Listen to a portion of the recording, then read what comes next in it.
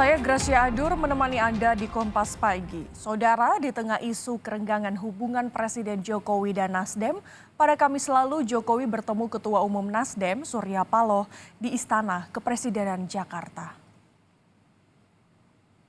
Nasdem menyebut pertemuan Jokowi dan Surya Paloh berlangsung pada Kamis sore di Istana.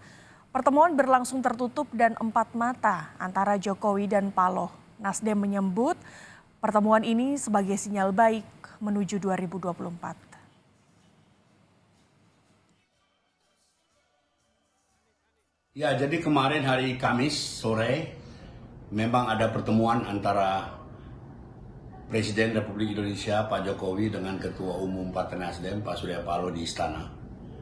Tetapi apa persis yang dibicarakan saya belum tanya kepada Bapak.